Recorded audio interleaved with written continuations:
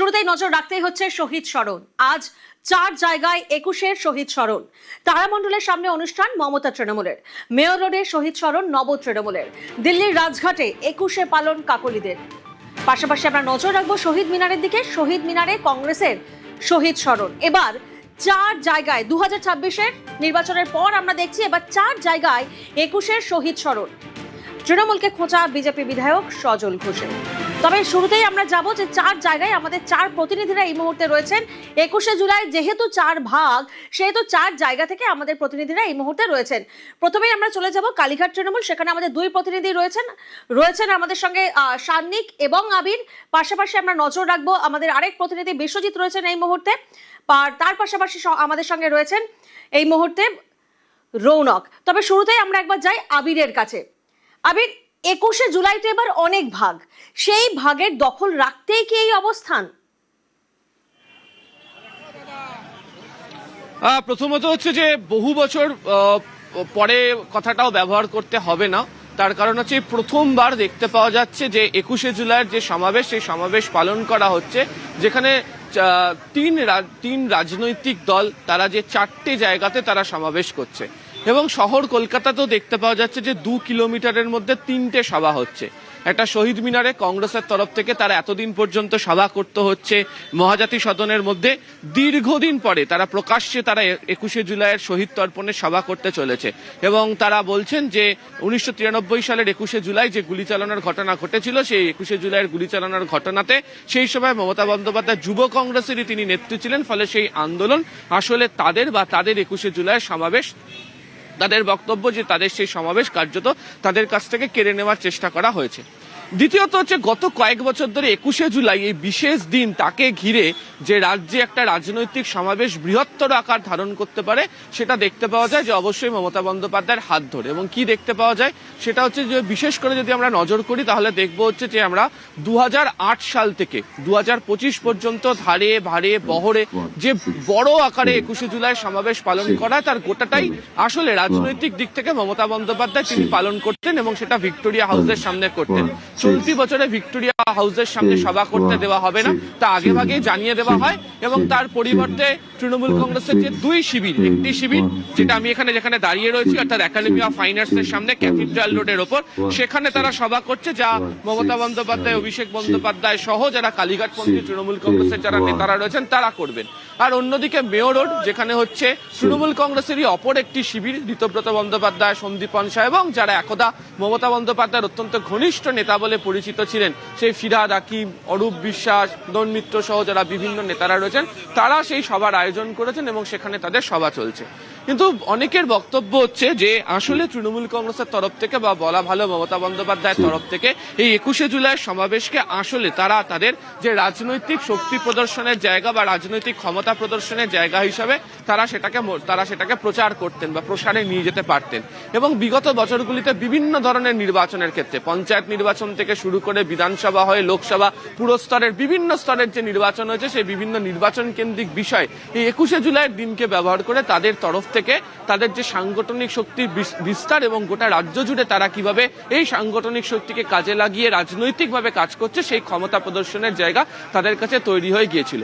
তো এই প্রথমবার 21শে জুলাইয়ের ক্ষেত্রে দেখতে পাওয়া যাচ্ছে একটা মস্ত বড় ধাক্কা তাকে খেতে হয়েছে। তার কারণ প্রথমত হচ্ছে দলের লোগো, দলের নাম, দলের বাকি যা জিনিস রয়েছে, তার অস্তিত্ব আদৌ তাদের হাতে থাকবে কি না সেটা প্রশ্নচিহ্নের সম্মুখীন। তার কারণ তৃণমূল কংগ্রেসেরই নাম নিয়ে তৃণমূল কংগ্রেসেরই বিধায়কদের একটা বড় অংশ তার আলাদা পরিষদীয় দল তৈরি করে ফেলেছে এবং তাদের তরফ থেকে তাকে কার্যত কড়া চ্যালেঞ্জের সম্মুখীন হতে হয়েছে। এবং এই 21শে জুলাই সমাবেশ তার আলাদাভাবে পালন করছে এবং তারা বলছেন যে তাদের কাছে সব থেকে বেশি সংখ্যক মানুষজন হবেন, কর্মীরা তাদের সঙ্গে রয়েছেন, সেই বক্তব্যকে তারা চ্যালেঞ্জ করতে চলেছে। তৃতীয়ত আরো একটি বিষয় দরকার, সেটা হচ্ছে এনসিপিআই, তাদের তরফ থেকেও এবারে পালন করা হচ্ছে এবং যেটা সদ্য তৈরি হয়েছে বলা চলে। তার কারণ যারা তৃণমূল কংগ্রেসের যারা সাংসদ ছিলেন তারা বেরিয়ে যান এবং তারা এই এনসিপিআই দলের সঙ্গে তারা মিশে যান এবং তাদের তরফ থেকেও রাজঘাটে পালন করা হচ্ছে। এবং সেখানেও যারা রয়েছেন তারাও মমতা বন্দ্যোপাধ্যায় ঘনিষ্ঠ বলে পরিচিত ছিলেন এবং এতদিন পর্যন্ত মমতা বন্দ্যোপাধ্যায়ের সঙ্গেই তাদের ছবি দেখা যেত এবং বছরের পর বছর 21শে জুলাইয়ের মঞ্চে তাদেরকে দেখতে পাওয়া গিয়েছে মমতা বন্দ্যোপাধ্যায়ের পাশে। ফলে এই যে বিভিন্ন ভাগে ভেঙে যাওয়া, বিভিন্ন যে শিবির তৈরি হয়ে যাওয়া, এই শিবিরগুলো কার্যত চ্যালেঞ্জ করে ফেলে চলেছে হচ্ছে মমতা বন্দ্যোপাধ্যায়ের কাছে, এবং সেই চ্যালেঞ্জ যে অবস্থার মধ্যে তাদের কাছে এসে দাঁড়িয়েছে, ফলে আজকের দিনে দাঁড়িয়ে মমতা বন্দ্যোপাধ্যায়কে এই সমাবেশের মধ্যে কার্যত একটা মানে প্রতিপক্ষদের কাছ থেকে বাঁচিয়ে যে 21শে জুলাই সমাবেশ বা তার তৈরি করা যে আন্দোলন ছিল সেই অস্তিত্ব তাকে রক্ষা করার একটা চেষ্টা তিনি চালাচ্ছেন। সেদিক থেকেই দেখতে গেলে এবার 21শে জুলাই অন্যান্য বারের তুলনায় অনেকটাই আলাদা, এবং অনেকেই বলছেন রাজনৈতিক অস্তিত্ব রক্ষার লড়াইয়ে 21শে জুলাই সমাবেশের জায়গা থেকে আসলে মমতা বন্দ্যোপাধ্যায় তিনি কি বক্তব্য রাখেন, তিনি কি কথা বলেন, সেটাই সেটা আজকে তাকে প্রমাণ করতে হবে। ফলে এই ধরনের পরিস্থিতির শিকার তিনি বিগত দিনে হয়নি। এটা ঠিক, 21শে জুলাই কেন্দ্রিক তৃণমূল কংগ্রেসের পুরনো কর্মীদের মধ্যে যে আবেগ ইতিমধ্যে দেখতে পাওয়া যাচ্ছে যে বিভিন্ন জায়গা থেকে বেশ কিছু তৃণমূল কংগ্রেসের যারা কর্মী সমর্থক তারা বিভিন্ন জায়গা থেকে আসতে শুরু করেছেন, তারা জমায়েত হচ্ছেন। গতকাল এখানে দীর্ঘ সময় পর্যন্ত মমতা বন্দ্যোপাধ্যায়, অভিষেক বন্দ্যোপাধ্যায় ছিলেন, অভিযোগ করছিলেন যে তার মধ্যে মঞ্চ ভেঙে দেওয়ার কাজ করা হয়েছে। ফলে তিনি সেই অস্তিত্ব রক্ষার লড়াইয়ের যে কাজ তিনি সেটা শুরু করার চেষ্টা করেছেন, কিন্তু বাস্তবে আজকে তার সঙ্গ ছেড়ে বাকি দুটি শিবিরের ক্ষেত্রে অর্থাৎ তৃণমূলের অপরপক্ষ এবং এনসিপিআই তারা তার হাত ছেড়ে বেরিয়ে গেছেন, এবং গত বছর পর্যন্ত যাদেরকে তার সঙ্গে দেখা যেত তারাই 21শে জুলাই করে পাল্টা চ্যালেঞ্জ ছুটছেন মমতা বন্দ্যোপাধ্যায়কে। একেবারে 21শে জুলাই 4 ভাগ, রাতভর 21শে সভাস্থলে ছিলেন মমতা বন্দ্যোপাধ্যায়। বিড়লা তারামণ্ডলের কাছে মমতা তৃণমূলের সভা, রাতভর সভাস্থলে অভিষেক বন্দ্যোপাধ্যায় তিনিও ছিলেন। রাতেই সভাস্থলে পৌঁছন ডেরেক, মহুয়া, দোলা, রাতভর সভাস্থলে কল্যাণ এবং কুণাল। আমাদের আরেক প্রতিনিধি রৌনক এই মুহূর্তে রয়েছেন, সরাসরি রৌনকের থেকে একবার জানবো। রৌনক, আজ সকাল থেকে কি ছবি দেখছো?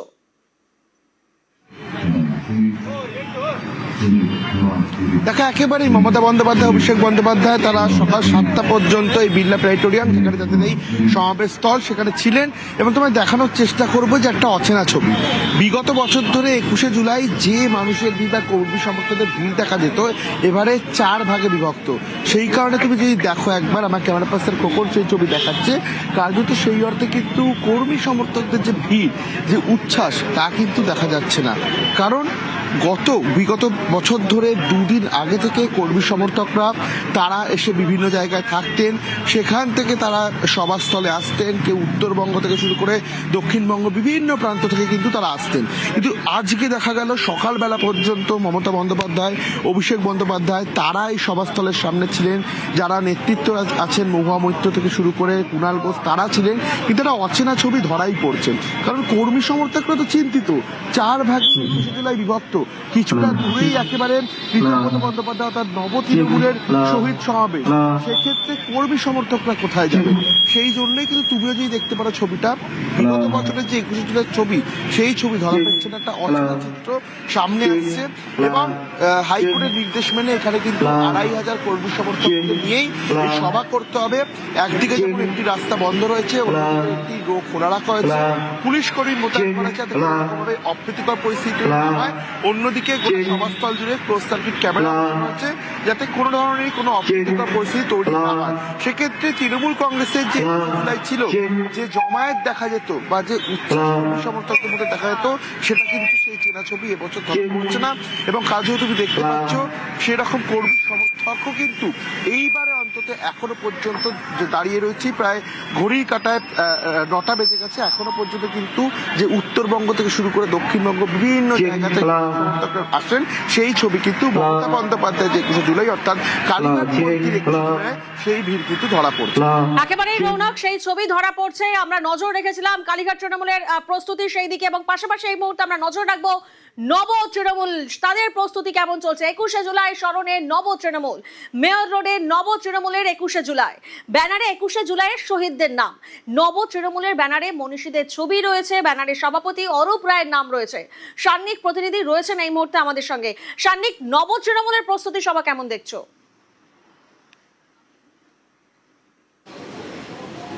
দেখো, গত বছর পর্যন্ত মমতা বন্দ্যোপাধ্যায় যখন 21শে জুলাইয়ের মঞ্চে বক্তব্য রাখতেন, ঠিক তার পাশে যারা মঞ্চ আলো করে সেই সময় থাকতেন, তারাই এবার একটা অন্য মঞ্চ থেকে বক্তব্য রাখবেন। তাদের বেশিরভাগই বলতে পারো।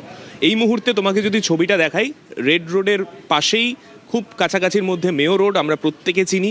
বিভিন্ন সময়ে বিভিন্ন রাজনৈতিক সমাবেশ, এমনকি তৃণমূল কংগ্রেসেরও সেই সময় অসংখ্য রাজনৈতিক সমাবেশ এই জায়গা থেকে হয়েছে। সেই জায়গাতে তৃণমূল কংগ্রেসেরই একটি সমাবেশ, যেখানে মমতা বন্দ্যোপাধ্যায়ের ছবি নেই, পাশে যেখানে লেখা রয়েছে সভাপতি অরূপ রায়। একাধিক তৃণমূলের শীর্ষ নেতৃত্ব যারা নব তৃণমূল বা ঋতব্রতপন্থী তৃণমূল হিসেবে বর্তমানে বঙ্গ রাজনীতিতে পরিচিত, তারা আজকে এই মঞ্চ থেকে বক্তব্য রাখবেন।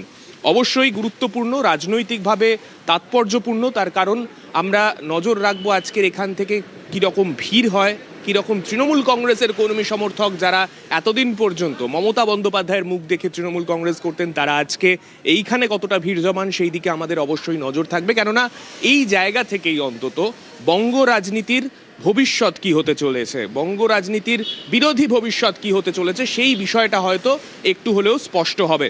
যদি তোমাকে পেছনের ছবিটা একটু দেখাই, যে জায়গায় এই মুহূর্তে আমি দাঁড়িয়ে রয়েছি, মেয়ো রোড, পার্ক স্ট্রিটের থেকে যে রাস্তাটা এইদিকে ধর্মতলার দিকে আসছে, পার্ক স্ট্রিট থেকে ময়দানের দিকে যে রাস্তা যাচ্ছে, সেই জায়গাটার ছবিটা তুমি দেখতে পাচ্ছ। এইভাবে চেয়ার পেতে দেওয়া হয়েছে, ওপরে কভার করে দেওয়া হয়েছে, যেহেতু বর্ষাকাল, যেটা আজকে অন্তত যে বিড়লা প্ল্যানেটোরিয়ামের পাশের যে সমাবেশ, সেই সমাবেশে যে ছবিটা অমিল বলতে পারো, একেবারে পুরো একেবারে ঢেকে একটা বড় সড়ো জায়গা করা হয়েছে, প্রচুর বসার চেয়ার রাখা হয়েছে।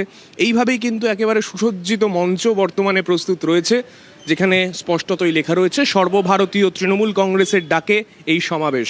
আজকে এটাই দেখার যে 21শে জুলাই মানেই একসময় মমতা বন্দ্যোপাধ্যায়ের বক্তব্য কি থাকে, কি রাজনৈতিক দিক নির্দেশ থাকে সেই দিকেই প্রত্যেকের নজর থাকতো। সেখানে মমতা বন্দ্যোপাধ্যায় নেই, এমন একটা তৃণমূল কংগ্রেসের মঞ্চ, সেই মঞ্চ কতটা সার্থক হয় আজকে, কতটা রাস্তা দেখাতে পারে ভবিষ্যতে তৃণমূল কংগ্রেস, বা বলা ভালো রাজ্যের বিরোধী শক্তিকে কতটা রাস্তা দেখাতে পারে, সেই দিকে কিন্তু আমাদের প্রত্যেকের নজর থাকবে। একেবারে সেই দিকেই প্রত্যেকের নজর। আর এবার আমরা নজর রাখবো 21শে স্মরণে কংগ্রেসও।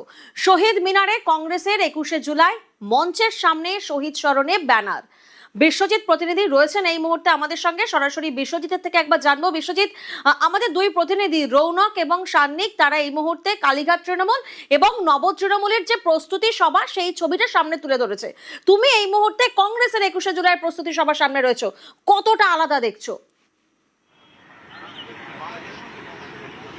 একদমই, তোমায় প্রথমেই বলে রাখি প্রিয়াঙ্কা, যে কালীঘাট তৃণমূল, সেখানে মমতা বন্দ্যোপাধ্যায়ের মুখ, শহীদদের তর্পণ, সেখানে সেই ব্যানারে মমতা বন্দ্যোপাধ্যায়ের মুখ। কিন্তু নব তৃণমূল, সেখানে আবার মনীষীদের মুখ, সেখানে নাম রয়েছে অরূপ রায়ের। একবার কংগ্রেসের শহীদ মিনারের ব্যাকড্রপটা দেখাবো। এখানে কোনো মুখ নেই, এখানে প্রতীক রয়েছে, কংগ্রেসের প্রতীক রয়েছে, হাতচিহ্ন, যুব কংগ্রেসের প্রতীক রয়েছে, পাশাপাশি কোনো নেতার মুখ নেই। এখানে শুধু লেখা রয়েছে শহীদ সম্মানে লড়াইয়ের শপথে। এই যে পার্থক্য, অর্থাৎ এই তিন জায়গায় শহীদ তর্পণ হচ্ছে। সেই শহীদ তর্পণে যারা ইতিমধ্যেই অনেকেই এসে হাজির হয়েছেন, বিভিন্ন জেলা থেকে এসে হাজির হয়েছেন, আমরা সেই কর্মী সমর্থকদের সঙ্গেও কথা বলে নেব। যে আজকে আপনি কোন জেলা থেকে এসেছেন? মুর্শিদাবাদ থেকে দাদা, মুর্শিদাবাদ সাগরদিঘি থেকে। আমি শাহিদুর রহমান। আজকে তো এখানে শহীদ দিবস পালন করতে এসেছেন, অনেকদিন পর এরকম খোলা মঞ্চে বড় আকারে শহীদ দিবস, কেমন লাগছে? খুব ভালো লাগছে, যদিও আজকে আনন্দের দিন নয়।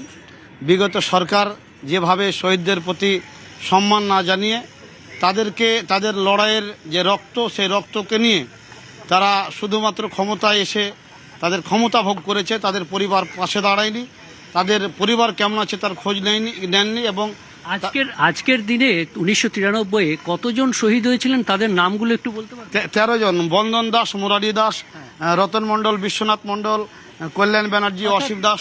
এই যে শহীদ, তাদের প্রতি যে সম্মান, যে 21শে জুলাইয়ের যে কমিশন হয়েছিল গত সরকার সেটা করেনি, কিন্তু এই 2 মাসের সরকার এসে সেটা ওপেন করেছেন। কিছুটা আশার আলো দেখছেন? দেখুন, আমরা কিন্তু সরকারের হয়তো চকলেটের মোড়কের পরিবর্তন হয়েছে, কিন্তু চকলেটের পরিবর্তন হয়নি। কারণ আজকে যিনি মুখ্যমন্ত্রী, তিনি 2020 সাল থেকে তিনি কিন্তু তৃণমূলের মন্ত্রিত্ব ছিলেন, এবং তার নেতৃত্বে তৃণমূল কংগ্রেস মুর্শিদাবাদ, মালদা, দিনাজপুরে তিনি অবজারভার ছিলেন। কিন্তু তিনি তো সরকারে এসে যে 21শে জুলাইয়ের কমিশন, তার ফাইল ওপেন করেছেন, সবার সম্মুখে সরকারিভাবে এনেছেন, এবং শহীদদেরকে বলেছেন যে শহীদ পরিবার যদি চায় নতুন করে এফআইআর করতে পারবে, এবং তাদের যে ক্ষতিপূরণ সেটা মুখ্যমন্ত্রী রিলিফ ফান্ড থেকে দেওয়া হবে। এই যে আশ্বাস, কি বলবে?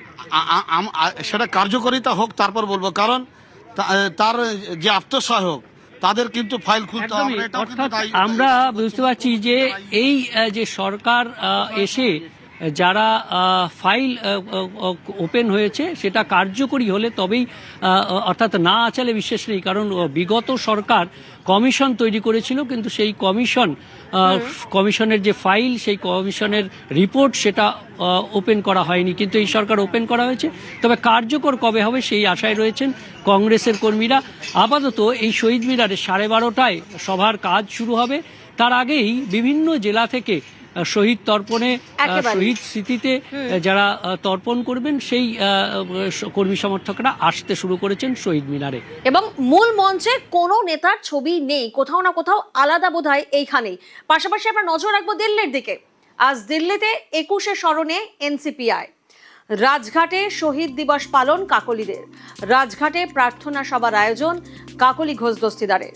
মৈত্রীর প্রতিনিধি রয়েছেন এই মুহূর্তে আমাদের সঙ্গে, সরাসরি মৈত্রীর থেকে একবার জানবো। মৈত্রী, একেবারে নজিরবিহীন উদ্যোগ, 21শে জুলাইয়ের শহীদদের স্মরণে রাজঘাটে প্রার্থনা সভা করবেন কাকলি ঘোষ দস্তিদাররা। একেবারে দেখো, গতকাল দস্তিদার তিনি স্পষ্ট করে দিয়েছেন যে তারা শহীদদেরকে ভোলেননি, এবং কাকলি ঘোষ দস্তিদার নিজের জীবনের কথা বলছিলেন যে সেই দিনের কথা, যেদিন 21শে জুলাই তাদের সহকর্মীদেরকে মৃত্যু, তাদের সহযোদ্ধাদের মৃত্যু তারা দেখেছিলেন।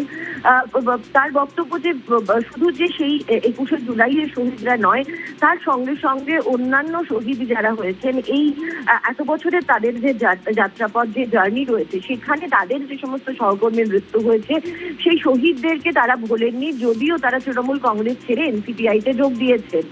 সেই বিষয়টাই মাথায় রেখে সমস্ত শহীদদের প্রতি শ্রদ্ধা জানানোর জন্য আজ তারা রাজঘাটে গিয়ে তারা শ্রদ্ধা জানাবেন। এবং তাদের বক্তব্য যে যেহেতু সংসদ চলছে সেই কারণে তারা সবাই দিল্লিতে রয়েছেন, এবং রাজঘাটের থেকে ভালো জায়গা আর কি হতে পারে যেখানে গান্ধীজির শেষ সমাধি রয়েছে এবং যেখানে গান্ধীজিকে শ্রদ্ধা জানানো হয়, সেই জায়গায় দাঁড়িয়েই তারা সমস্ত যারা তাদের শহীদ রয়েছেন, যাদেরকে তারা এখনো পর্যন্ত তারা ভুলে যাননি, এবং যাদের মৃত্যুর যে ঘটনা রয়েছে সেটা মনে করার জন্যই আজকে তারা শহীদ স্মরণ করবেন রাজঘাট।